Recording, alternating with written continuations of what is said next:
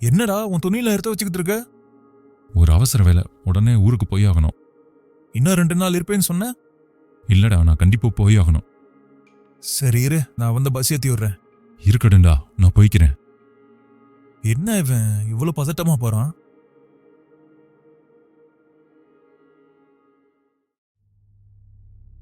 Hey hi viewers, எல்லாரும் எப்படி இருக்கீங்க? உங்களை பார்த்து ரொம்ப நாளாச்சு. நேரம் சரியா 7 மணி. நான் உங்கள் பிரதீப். நீங்க கேட்டுக்கொண்டிருப்பது த சைலண்ட் ஹவுஸ் சேனல். ஸோ உங்களுக்காக ஒரு கதையோடு வந்திருக்கேன். First time very sorry. Work ரொம்ப ஹெவியாக இருந்தனால லாங் ஸ்டோரி பண்ண முடியாமல் போச்சு. பட் இரு சீரீஸில் ஒரு ஸ்டோரி ரெடி பண்ணிட்டு இருக்கோம். முடிஞ்சதும் சீக்கிரமாக வந்து உங்களை சந்திக்கிறேன். ஸோ ப்ளீஸ் ப்ளீஸ் ப்ளீஸ் லைட்டாக அட்ஜஸ்ட் பண்ணிக்கோங்க. டென்ஷன் ஆயிடாதீங்க ஷார்ட் ஸ்டோரி போட்டனால. நம்ம சேனலுக்கு புதுசாக இருந்தீங்கன்னா லைக் பண்ணுங்க, ஷேர் பண்ணுங்க, கமெண்ட் பண்ணுங்க, அண்ட் மறந்துடாம சப்ஸ்கிரைப் பண்ணுங்க.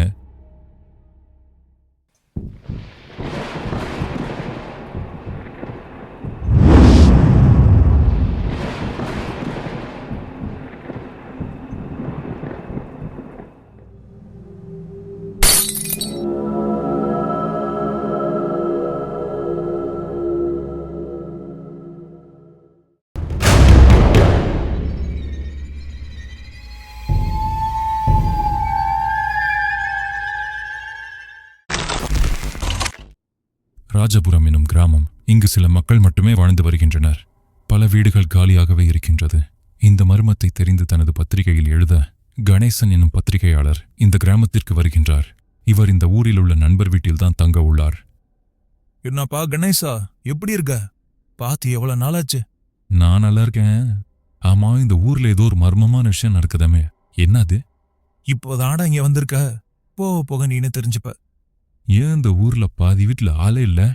அது ஒரு பெரிய கதை. நான் உனக்கு அப்புறம் பொறுமையா சொல்றேன். அப்பதான் உனக்கு புரியும். இந்த ஊரில் ஒரு வழக்கம் இருக்கிறது. 6 மணிக்கு மேல் யாரும் இந்த ஊரை விட்டு வெளியில் போக மாட்டார்கள். ஒரு பெரிய அரண்மனை இருக்கிறது. இது 300 வருடங்களுக்கு மேல் பழமை வாய்ந்த அரண்மனை. இங்கு இரவில் சென்றவர்கள் உயிருடன் திரும்பியது இல்லை. எனவே 6 மணிக்கு மேல் இந்த பக்கம் யாரும் செல்வதில்லை. சரி, டிராவல் பண்ணது டயர்டா இருப்ப, போய் குளிச்சுட்டு வரா, சாப்பிடலாம். சரி, நான் போய் குளிச்சுட்டு வந்துடுறேன். இந்த அரண்மனையினுள் ஒரு மாய புத்தகம் இருப்பதாகவும் அது சில ஆவிகள் பாதுகாப்பதாகவும் இந்த வார் மக்கள் நம்புகிறார்கள். சரி, போலாம். எங்க? அட, நான் போய் சொன்னனே அந்த அரண்மனைக்கு போனானு. டேய், நம்ம அங்கெல்லாம் போக கூடாது. அங்கே போனவங்க எல்லாம் என்ன நாங்கன்னு உனக்கு தெரியாது. பேசாம 2 நாள் ஊரை சுத்தி பார்த்துட்டு கிளம்புற வெளியே பாரு. வரல எனக்கு பத்திரிகை வேலையை காட்டாத. என்னடா இந்த காலத்துல கூட நான் பேய் பிசாசை நம்பிட்டு இருக்கேன். நீ வரலன்னா பரவாயில்ல, நான் இப்போ தம்புறேன். இல்ல, நான் உன்னை போக மாட்டேன். உனக்கு ஒண்ணுன்னா வீட்டுல யார் பதில் சொல்றது? பேசாம போய் சாப்பிட்டு ரெஸ்ட் எடு. மிச்சத்தை அப்புறம் மாத்துக்கலாம். அந்த அரண்மனைக்கு சென்று அங்கு என்ன இருக்கிறது என்று பார்க்க வேண்டும் என்ற ஆர்வம் கணேசனுக்கு அதிகமாகிறது. இரவு ஆகிவிட்டது. கணேசனும் அவன் நண்பனும் உறங்கிக் கொண்டிருக்கிறார்கள். கணேசன் உறக்கத்திலிருந்து விழிக்கிறான். அந்த அரண்மனையில் என்ன இருக்கிறது என்று பார்க்க இவன் நண்பனிடம் சொல்லாமல் செல்ல முடிவெடுக்கிறான். கணேசன் சென்று கதவை திறந்து வெளியில் செல்ல நினைக்கும் போது ஒருவர் கணேசனை தடுக்கிறார். அவர் முகம் துணியால் மறைத்திருக்கிறார் என்பதால் அவர் யார் என்று தெரியவில்லை. நீ அந்த அரண்மனைக்கு போகக்கூடாது, போனா அது உனக்கு பெரிய பிரச்சனை உண்டாக்கும். நீ இங்கிருந்து கிளம்பிவிடு, இந்த ஊரை விட்டே கிளம்பிவிடு, அதுதான் உனக்கு நல்லது என்று கூறிவிட்டு அங்கிருந்து சென்று விடுகிறார். ஆனால் கணேசனுக்கு அங்கு என்ன இருக்கிறது என்று பார்த்து அதை பத்திரிகையில் எழுத வேண்டும் என்று நினைக்கிறான். அங்கு செல்வதற்குள்ள இந்த அரண்மனையை பற்றி தெரிஞ்சு கொள்ள நினைக்கிறான் கணேசன். காலை ஆகிறது. டே, நீ அந்த அரண்மனை தான் கூட்டிட்டு போக மாட்ற. அட்லீஸ்ட் அந்த அரண்மனை பத்தியாச்சும் சொல்ல, நான் தெரிஞ்சுக்கிறேன். சரி, நீ என்னோட ஃப்ரெண்டு, அது நல்ல ஒரு ரகசியத்தை உனக்கு சொல்றேன். ஆனா இது உன் பத்திரிக்கையில நீ எழுதக்கூடாது. சரிடா, இதை பத்தி நான் எழுத மாட்டேன். அது என்ன ரகசியம் சொல்லு. அந்த அரண்மனைக்குள்ள போனவங்க உயிர் போயிட்டதா சொன்னாங்கல்ல, அவங்க உயிர் அதனால போகல. சில கொள்ளைக்காரங்க அவங்கள கொன்னுட்டாங்க. இந்த அரண்மனைக்குள்ள ஏதோ ஒரு மர்மமான பொருள் இருக்கு. அதை பாதுகாக்கிறதுக்காகத்தான் அந்த அரண்மனை வம்சாவளியில் வந்த குடும்பம் இப்படி இதை மாத்திட்டாங்க. அந்த அரண்மனைக்குள்ள போனனாலதான் அவங்க உயிர் போயிடுச்சுன்னு. எதுக்கு பயந்துட்டு சில பேர் இந்த ஊரை விட்டு வெளியூர் போயிட்டாங்க. ஆமா, இது உனக்கு மட்டும் எப்படி தெரியும்? ஒரு நாள் நான் அந்த அரண்மனை வம்சாவளி குடும்பம் தங்கியிருக்க வீட்டு பகுதி போயிருந்தேன். அப்போ அவங்க இதை பத்தி பேசிட்டு இருந்ததை என் காதால கேட்டேன். சரி, அந்த மர்மமான பொருள் ஒரு புத்தகம்னு சொல்றாங்க. அப்படிதான் எல்லாரும் பேசிக்கிறாங்க. அப்போ அந்த புத்தகம் பாதுகாக்கும் அந்த ஆவிலாம் பொய்யா? அதை பத்தி எனக்கு சரியா தெரியலடா. இரவு ஆகிறது. கணேசனும் அவன் நண்பனும் உறங்க சென்று விட்டனர். கணேசனுக்கு தூக்கம் வரவில்லை. இவனை அரண்மனைக்கு போகாமல் தடுத்தவன் யார் என்று யோசித்துக் கொண்டிருக்கிறான். எதுக்கு அந்த அரண்மனைக்குள்ள போகக்கூடாதுன்னு சொன்னா? அவன் யாரா இருப்பா? திடீர்னு எங்கிருந்து வந்தா? ஒண்ணுமே புரியலையே. கணேசனின் மனதில் இந்த விஷயம் ஓடிக்கொண்டிருக்கிறது. காலை ஆகிறது. டே கணேசா, இப்ப நம்ம 2 பேர் கோயில் போயிட்டு வந்துடலாம் வா. எதுக்குடா? வா சொல்றேன். இருவரும் கோவிலுக்கு செல்கின்றனர். இப்ப அது சொல்றா, எதுக்குடா கூட்டிட்டு வந்த? என்னடா மறந்துட்டியா? இன்னைக்கு உன்னோட பிறந்த நாள். அட ஆமாண்டா, மறந்துட்டேன். வேறொரு விஷயத்தை யோசிச்சுட்டே இருந்தனா இதை மறந்துட்டேன். அப்படி என்ன யோசிச்ச? ஒண்ணுல நான் அப்புறம் சொல்றேன். சரி வா, வீட்டுக்கு போலாம். இருவரும் வீட்டிற்கு செல்கின்றனர். கணேசனின் நண்பன் கணேசனுக்கு ஒரு சட்டையை பிறந்தநாள் பரிசாக கொடுக்கிறான். எதுக்குடா உனக்கு வீண் செலவு? இதுல என்னடா இருக்கு? இன்னைக்கு நீ இந்த சட்டையை தான் போட்டுதுனா ஓகேவா? சரிடா, போட்டுக்கிறேன். கணேசன் அந்த சட்டையை உடுத்திக் கொள்கிறான். இருவரும் காலை உணவை சாப்பிட்டுக் கொண்டிருக்கிறார்கள். அப்போது கணேசனின் புது சட்டை மீது சாம்பார் கொட்டி விடுகிறது. கணேசன் அதை தண்ணீரால் துடைக்க செல்கிறான். அங்கு தண்ணீரை வைத்து துடைக்கிறான். ஆனால் கரை போகவில்லை. அதை கண்ணாடியில் பார்க்கிறான். அப்போது கணேசனின் முகத்தில் ஒரு அதிர்ச்சி. என்னவென்றால், அன்று இரவு ஒருவர் முகத்தை மறைத்துக் கொண்டு கணேசனை அரண்மனைக்கு போகாமல் தடுத்திருப்பார். அவர் உடுத்தியிருந்த சட்டையும் கணேசன் உடுத்தியிருக்கும் சட்டையும் ஒன்றாக இருக்கிறது. அது மட்டுமல்லாமல், இப்போது கணேசனின் சட்டையில் எங்கு அந்த கரை இருக்கிறதோ அதே கரை கணேசனை தடுத்தவர் சட்டையிலும் இருந்தது. கணேசன் மிகவும் அதிர்ச்சி அடைகிறான். அவ யாரா இருப்பா? ஒரே மாதிரியான சட்டை, சரி. எப்படி இப்ப என் சட்டையில் இருக்க கரை அப்படியே அவன் சட்டையில் இருந்துச்சு? எனக்கு தலையே சுத்துது. இதுக்கான விட தெரியணும்னா அந்த அரண்மனைக்கு கண்டிப்பா போய் ஆகணும். எப்படியாவது இன்னைக்கு நைட் அங்கே போய் பார்த்துடணும். இரவு ஆகிறது. இவன் நண்பனிடம் சொல்லாமல் அரண்மனைக்கு செல்கிறான். காட்டை தாண்டி அரண்மனையை சென்றடைகிறான். அந்த அரண்மனை பார்ப்பதற்கு பிரம்மாண்டமாக உள்ளது. 100 வருடம் ஆனாலும் அந்த கம்பீரம் குறையவில்லை. பார்ப்பதற்கு அழகாகவும் உள்ளது.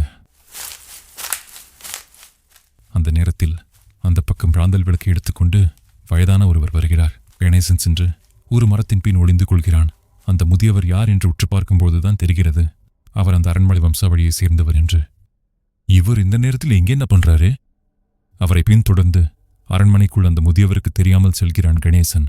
அந்த முதியவர் அங்கு ஒரு அறையின் முன் ராஜ ரகசியம் என்று உச்சரிக்கிறார். அப்போது அந்த அறையின் கதவுகள் திறக்கிறது. இதை ஒளிந்திருந்து கணேசன் பார்த்து கொண்டிருக்கிறான். பிறகு அந்த முதியவர் ஒரு பொருளை வணங்குகிறார். அது ஒரு துணியால் மறைக்கப்பட்டிருக்கிறது. பிறகு அந்த முதியவர் அந்த துணியை எடுக்கிறார். அதில் ஒரு புத்தகம் இருக்கிறது. ஓ, அப்ப நம்ம நண்பன் சொன்னது உண்மைதான்.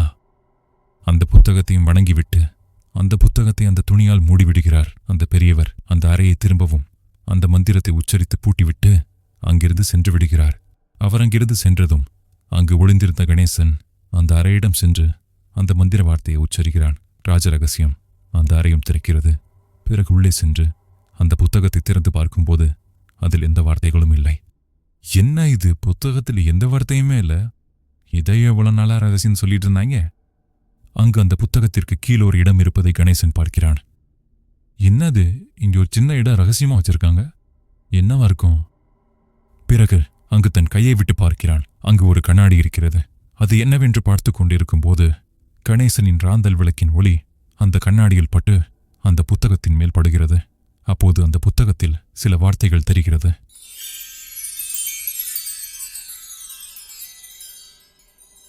அதில் நீங்கள் எந்த நேரத்திற்கும் எந்த காலத்திற்கும் எந்த இடத்திற்கும் செல்லலாம் என்ற வார்த்தை அந்த புத்தகத்தில் தோன்றுகிறது. என்ன, ஒண்ணுமே புரியலையே. எல்லா காலத்துக்கும் எல்லா இடத்துக்கு போலான்னு போட்டிருக்கு. ஆனா எப்படி போறது என்று கணேசன் யோசித்துக் கொண்டிருக்கும் போது அந்த புத்தகத்திற்கு அருகில் ஒரு எழுதுகோல் தோன்றுகிறது. பிறகு இன்னொரு வார்த்தையும் அந்த புத்தகத்தில் தோன்றுகிறது. நீங்கள் எங்கு செல்ல வேண்டும், எந்த காலகட்டத்திற்கு செல்ல வேண்டும் என்பதை எழுதுங்கள் என்று அந்த வார்த்தை இருக்கிறது. இதில் எழுதி பார்க்கலாமா, ஒருவேளை உண்மையா இருக்குமோ? கணேசன் அந்த புத்தகத்தில் எழுத நினைக்கிறான். நான் என் நண்பன் வீட்டுக்கு செல்ல வேண்டும் என்று எழுதி அதை பரீட்சிக்க பார்க்கிறான். பிறகு அதை எழுதிவிடுகிறான். அப்போது கணேசன் அங்கு மறைந்து தனது நண்பன் வீட்டில் தோன்றுகிறான்.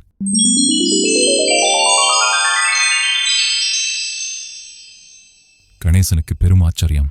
இது உண்மையா என்று தன்னை கிள்ளி பார்த்துக் கொள்கிறான். அந்த புத்தகமும் அவன் கையிலே இருக்கிறது. அங்கு கணேசனின் நண்பன் உறங்கிக் கொண்டிருக்கிறான்.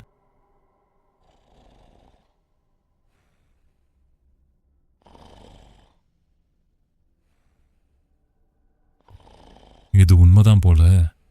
பிறகு நான் அரண்மனைக்கு போக வேண்டும் என்று எழுதி அங்கு சென்று விடுகிறான். அப்பொழுது கணேசனுக்கு ஒரு விஷயம் தோன்றுகிறது. 1 வருஷத்துக்கு அப்புறம் இதே நேரத்தில் என்ன பண்ணிட்டு இருக்கேன்னு பார்க்கலாம். நான் 1 வருடத்திற்கு முன்னோக்கி செல்ல வேண்டும் என்று அந்த புத்தகத்தில் எழுதுகிறான். ஆனால் அவன் அங்கேயேதான் இருக்கிறான். இவனுக்கு பயங்கர குழப்பம். என்னடா இது, ஏன் அந்த புத்தகம் வேலை செய்யல? பிறகு அந்த புத்தகத்தை அங்கேயே வைத்துவிட்டு கணேசன் அரண்மனையின் வெளியில் வருகிறான். அங்கு யாரோ மரத்தின் கீழ் படுத்திருக்கின்றார். என்ன இது, நம்ம இந்த அரண்மனைக்குள்ள போகும்போது யாருமே இல்லையே, இது யாரா இருக்கும்? கணேசன் அருகில் சென்று பார்க்கிறான். கணேசனுக்கு பெரிய அதிர்ச்சி. அது யார் என்றால் அதுவும் கணேசன் தான். எப்படி இவன் என்ன மாதிரியே இருக்கான்? கணேசன் அவனை எழுப்ப நினைக்கிறான். பிறகுதான் தெரிகிறது அவன் கொலை செய்யப்பட்டிருக்கிறான் என்று.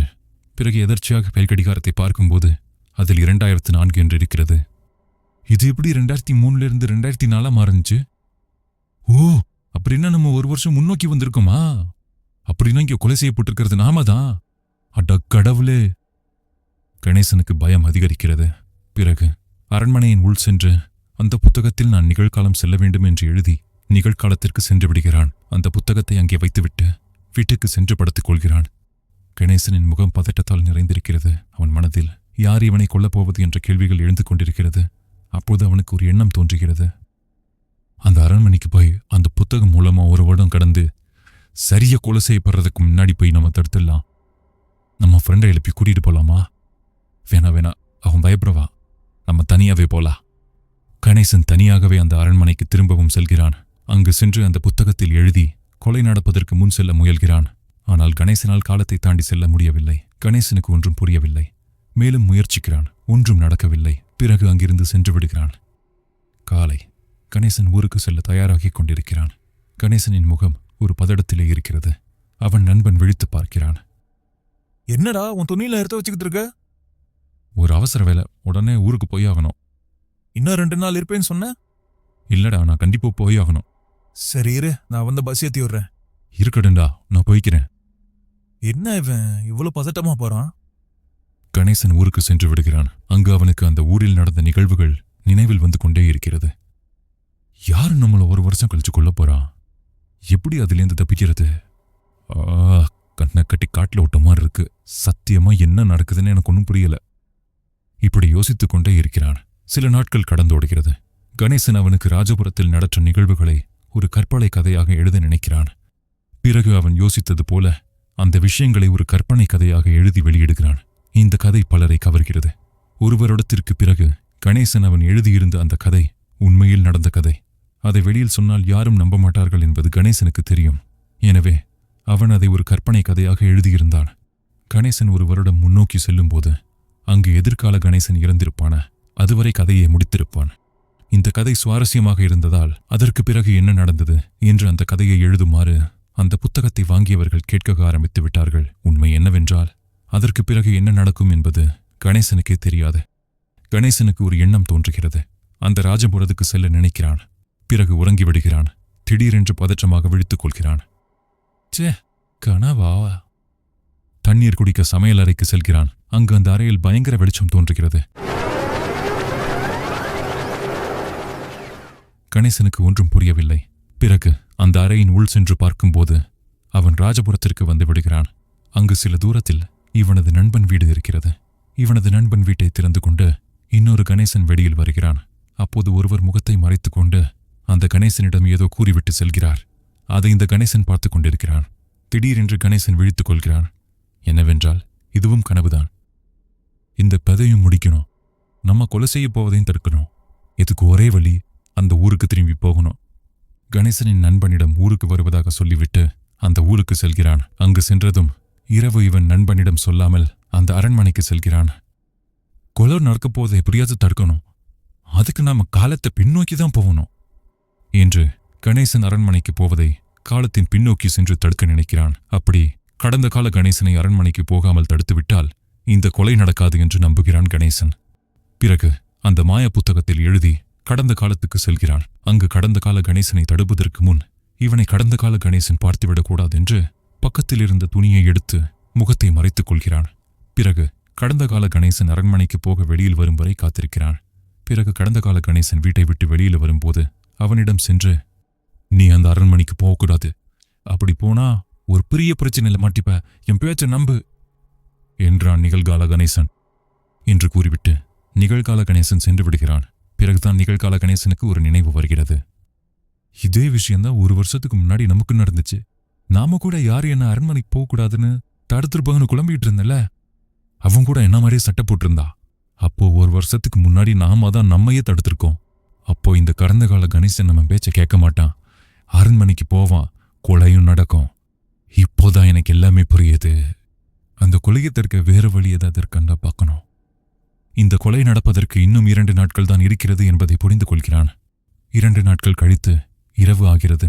கணேசன் அவன் நண்பன் உறங்கியவுடன் அந்த அரண்மனைக்கு செல்கிறான். எப்படியாவது நம்ம கொலை செய்ய போவதை தடுக்கணும் என்று யோசித்துக் கொண்டிருக்கிறான் கணேசன். அப்போது அந்த அரண்மனையில் விளக்கின் வெளிச்சம் தெரிகிறது.